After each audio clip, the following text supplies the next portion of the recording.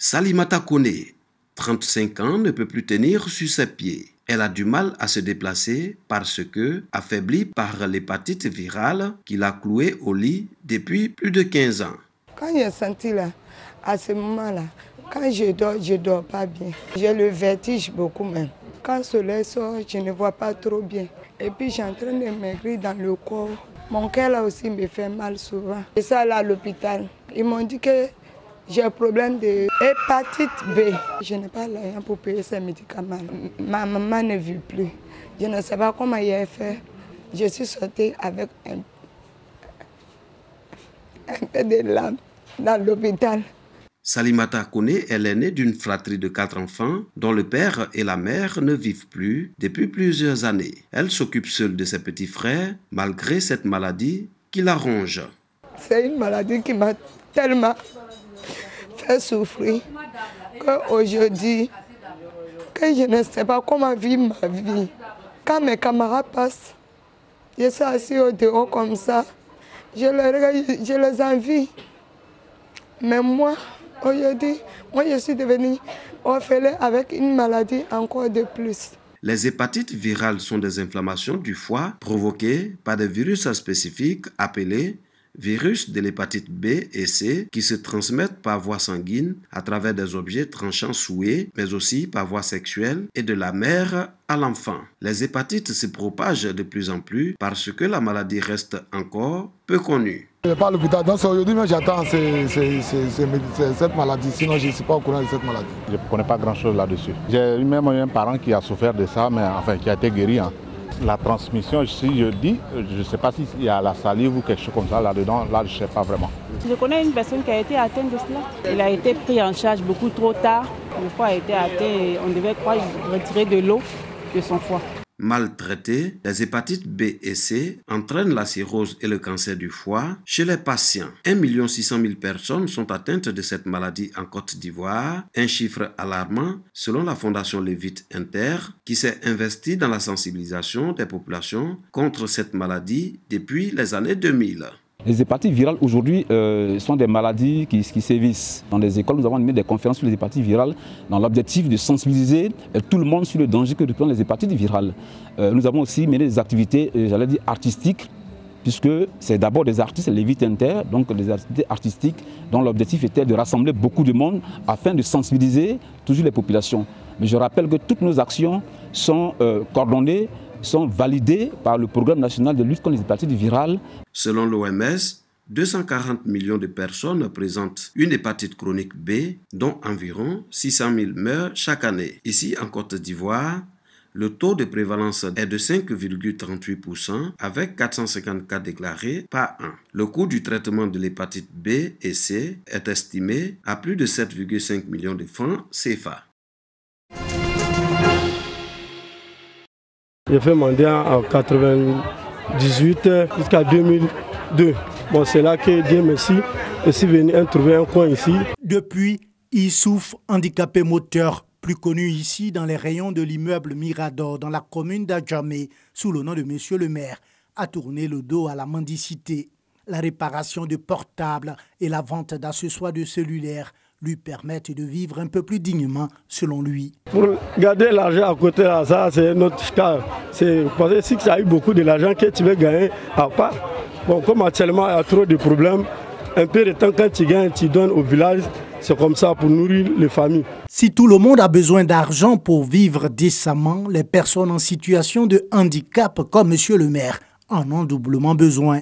C'est la thèse défendue par de nombreux handicapés. On a doublement besoin d'argent parce que le fait d'être handicapé ne peut pas se déplacer facilement. Si je dois partir même d'ici Ouassakara à Figayo, je suis obligé de prendre un taxi. Donc, mes charges doublent. Lorsque vous êtes une personne en situation de handicap, par exemple, si vous êtes handicapé physique et que vous êtes sur fauteuil roulant, ça sous-entend qu'arrêter un taxi Woro semble impossible. Il vous faut prendre les taxis en course. Si vous êtes un aveugle, vous avez nécessairement besoin d'un guide. Vous entrez dans un restaurant, il est impossible pour vous de prendre peut-être un plat pour vous. Il faut prendre pour le guide. Et pourtant, toujours selon eux, conditions de vie peuvent être facilitées, rien que par l'application effective de la loi d'orientation en faveur de l'insertion des personnes en situation de handicap. La personne en situation de handicap ne demande pas, par exemple, qu'on lui donne le transport forcément gratuit. Un exemple.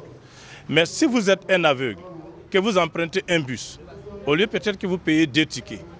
Si vous êtes une personne sourde, vous empruntez un bus, au lieu que vous payez 2 tickets avec votre interprète, mais on peut librement laisser l'interprète. Est-ce que vous voyez? Ça, c'est une mesure tout à fait concrète. Présenté comme le salut des personnes en situation de handicap vivant en Côte d'Ivoire, pourquoi l'application de cette loi patine-t-elle? Le ministère en charge de la protection sociale, généralement des personnes, ce qu'on appelle des affaires sociales, donc des personnes en situation de handicap, évolue et change constamment. Et je veux dire que face à cette instabilité institutionnelle au niveau qu'on appelle des ministères en charge de la protection des personnes handicapées, et à chaque fois il faut remettre le dossier au nouveau cabinet, de sorte que nous puissions le finaliser, qu'ils en prennent connaissance d'abord pour qu'on puisse avancer.